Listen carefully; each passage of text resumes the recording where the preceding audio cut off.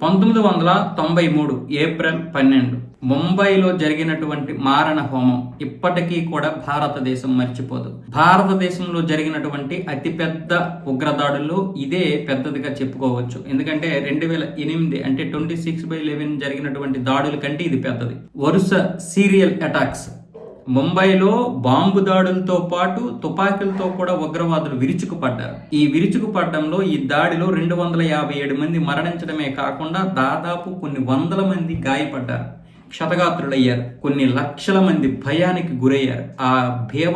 ఆ భయానక భీభత్సాన్ని చూసినటువంటి వారు హార్ట్ అటాక్ వచ్చి 3-4 చనిపోయారు. అలాంటి పరిస్థితులు 1993 ఏప్రిల్లో సృష్టించాడు ఈ దావుద్ ఇబ్రహీం. ఈ ఘటనకి ముందే ఒక వ్యాన్తో ఈ గన్స్, హ్యాండ్ గ్రెనేడ్లు చాలా వరకు పంపించాడు ఈ దావుద్ ఇబ్రహీం. ఈ యొక్క వ్యాను సంజయ్ దత్ నివాసం ఉంటున్నటువంటి ఇంటికే వచ్చింది. అక్కడ ఆ వ్యాన్ చూసినటువంటి సంజయ్ దత్ దాన్ని పరిశీలించి కొన్ని తుపాకులు బయటికి తీసి అందులో AK-47 ఒకటి ఉంచుకొని మిగతావి పడేసి వాళ్ళని వెళ్ళిపోమన్నాడంట. దీని గురించి గనక ముందే చెప్పుంటే పోలీసులకి చాలా వరకు మరణాలు ఆపొచ్చు. అలాగే ముంబైలో ఈ దాడుల గురించి కూడా పోలీసులు ఎంక్వైరీ చేసి దీని యొక్క పూర్తి డీటెయిల్స్ కనుక్కొని ఈ దాడులు ఆపే అవకాశం ఉందని ఈ పేలులకు సంబంధించినటువంటి న్యాయవాది ఎవరైతే ఉన్నారో, దీన్ని వాదించినటువంటి న్యాయవాది ఉజ్వల్ నికమ్ గారు, ఆయనైతే ఈ విషయాన్ని స్పష్టం చేశారు. ఆ రోజే గనక సంజయ్ దత్ ఈ విషయాన్ని ముందే పోలీసులకి ఇన్ఫార్మ్ చేస్తే ఖచ్చితంగా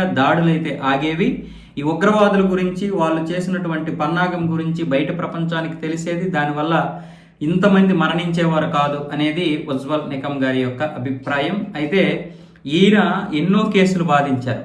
మన దేశంలో జరిగినటువంటి సంచలనమైనటువంటి ఎన్నో, అంటే 2012లో జరిగినటువంటి బస్సులో జరిగినటువంటి సామూహిక అత్యాచారం, అలాగే 2016లో ప్రాపర్టీ అత్యాచారం, 2008లో ముంబై దాడులు జరిగాయి కదా, 26/11 దాడులు. ఈ యొక్క దాడులు చేసినటువంటి ఉగ్రవాదులు కటకటాలకు పంపించడానికి ఈయన చేసినటువంటి సేవలన్నీ ఈయన కాదు, ఇంకా అనేకమైనటువంటి దేశంలో చాలా కేసుల్లో ఈయనైతే వాదించడం జరిగింది. అందుకు గాను కేంద్ర ప్రభుత్వం ఈయన్ని 2016లో పద్మశ్రీతో సత్కరించడం కూడా జరిగింది. అంటే ఒక న్యాయవాది అనే కాదు, ఆయనకి దేశం మీద ఉన్నటువంటి ప్రేమ.